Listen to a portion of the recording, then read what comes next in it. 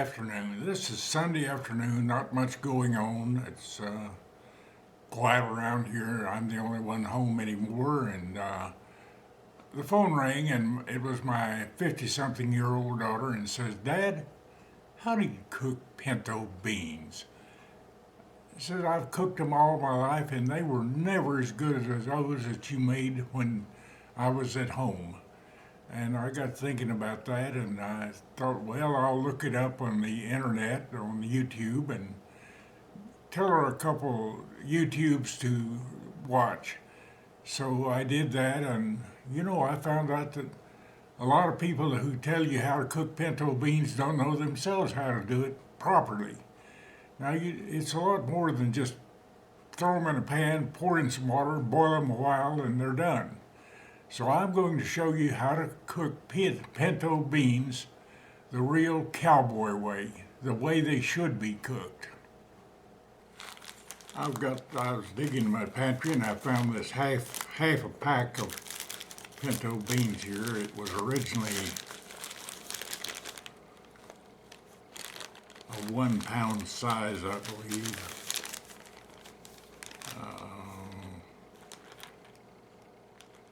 Yeah, it was originally 16 ounces a pound, and it says it serves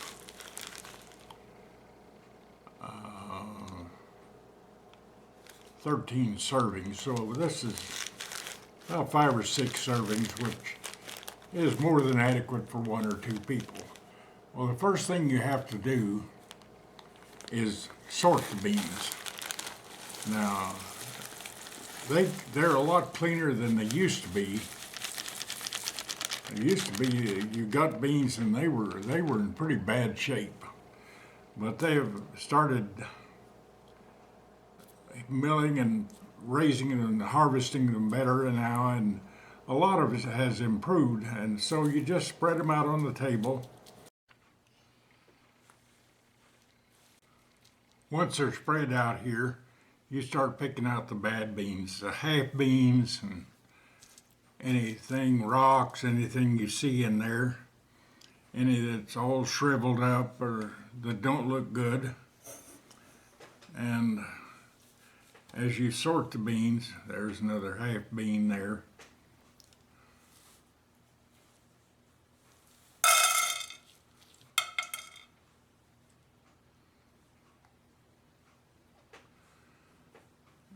You could go ahead and cook these half beans, but they just don't look as good, and they look bad in the bowl. As the rest of them, they're always an ugly bean.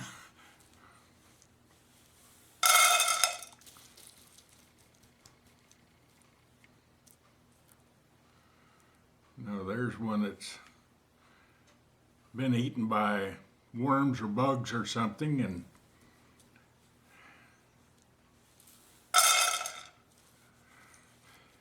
yeah, these beans you get a package of beans and they had sticks and dead bugs and everything on them, but they've got machines that harvest beans now. That's a different breed of bean there. And they do a pretty good job. And Dove Creek, Colorado is the capital of pinto beans, where most of them are raised. They raise millions of bushels of pinto beans over there.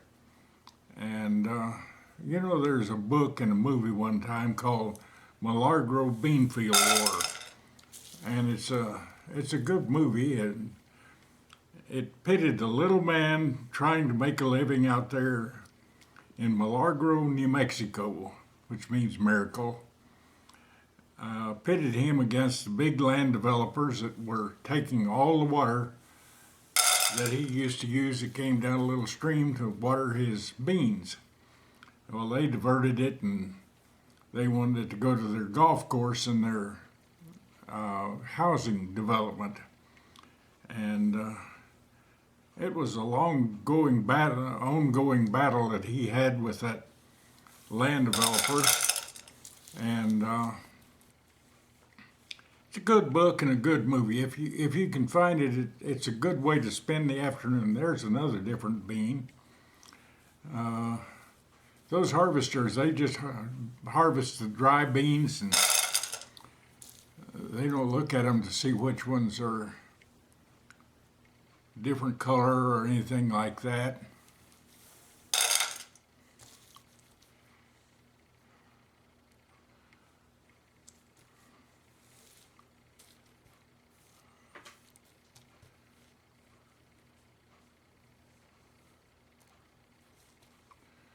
Okay.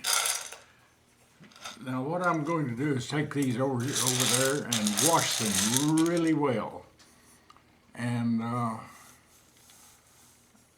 to get any dirt and anything else that might be off on them off, and then fill it or put clear water over it and bring them to boil on the stove. And then I'll put a lid over it, set them on the back of the stove, and forget them until tomorrow. So I'll pick this up tomorrow when the beans have soaked. Okay, this is Tuesday morning. I put these beans on to soak on Sunday, and they soaked over Sunday night. I was going to cook them yesterday, but got so busy with other things that I didn't get around to it. So today's Tuesday, and I'm going to finish the job today so I can have them for dinner tonight. And I'm going to cook them in the crock pot. So I start out with some ham out of the freezer, cut up, throw it in there.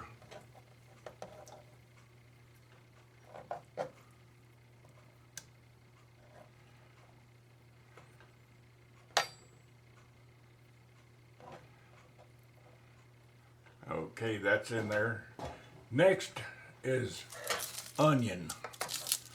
Got a white onion here, and what I'll do is cut the bottom end, the one with the whiskers on it, off, the part that you always throw away, because that always has the most onion flavor of any part of the onion.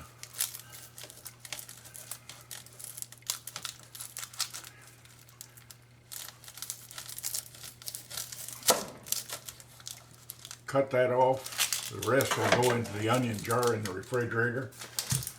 And after the beans are cooked, this will be taken out. A couple bay leaves. Bay leaves would just go in anything like that.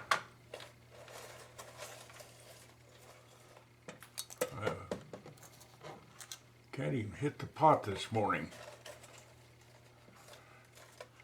They're small. I'm going to put 4 in there. Bay leaves are kind of a universal seasoning, and they work very well.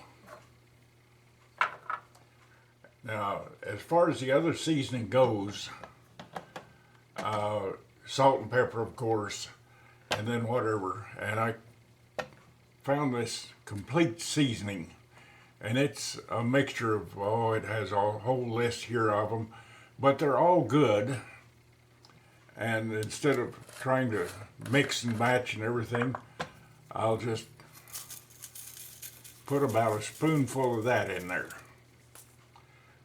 Or you could use the Four Sisters, thyme, parsley, rosemary, and sage. They work good. And to flavor the broth, a couple beef bouillon cubes. Now you can use Weiler's powder or whatever, but the bouillon cubes, I have them. They work so well.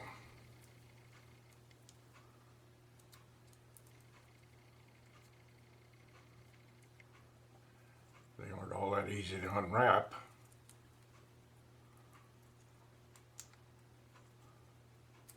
There we go.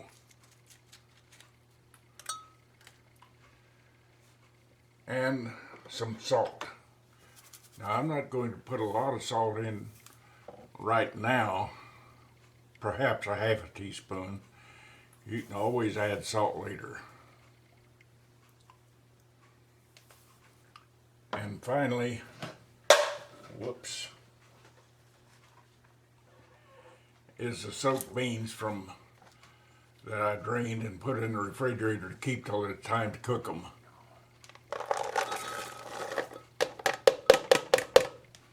Now I'll fill that on up with hot water, put it in the slow cooker, and put it on to cook about 5 or 6 hours. And at that time I'll take them up and do a final seasoning test on them, and they'll be ready to eat. You know, this picture is one of my favorites.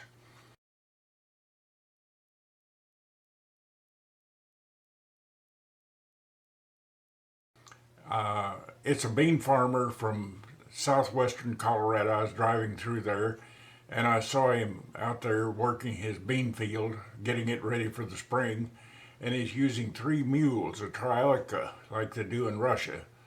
And it was so interesting that I took a picture of it, or several. I shot a whole roll of black and white film. Pictures like that are a lot better in black and white than they are color. And this was what I considered the best out of it. And later I went out there and talked to him and asked him why he was farming with 3 mules. And he stood there and thought about it and kicked a clod and says, "El otro bardea." Other one's dead, which is sensible. It turned out that he had lived there all of his life. He was 67 years old, and that 40 acres was granted to his grandfather in 1878 in a Spanish land grant. And his father was born and grew up and died there, and he was born there, and he was still living there. Never got married, and he always farmed it himself. But I'm going to take this to the slow cooker and get it going for you.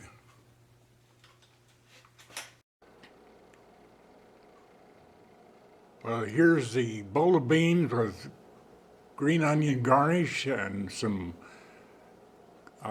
chips to eat with it, and it looks delicious.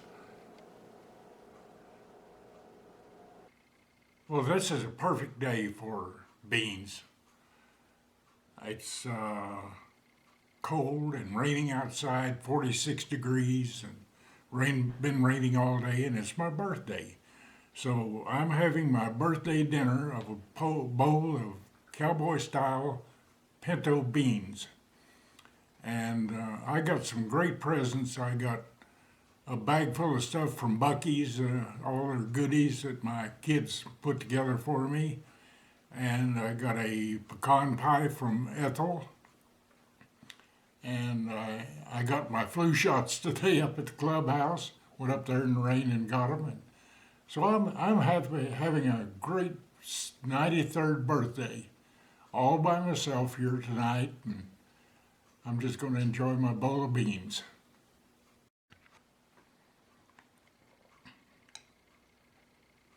I'm going to taste these beans and see how they are. They look delicious, smell great.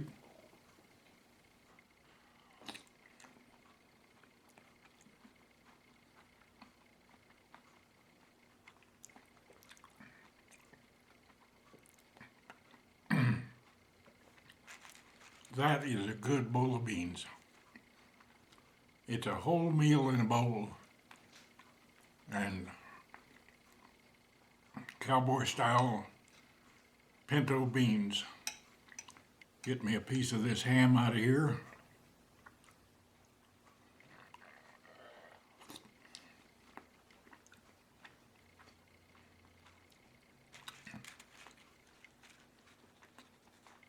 Instead of crackers, I'm having corn chips.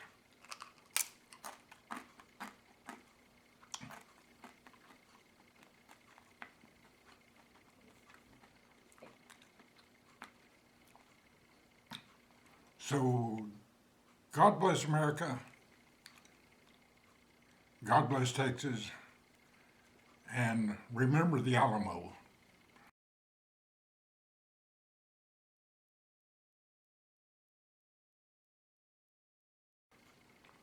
We won we won one war against Mexico, and it looks like we may have to win another one. Bye.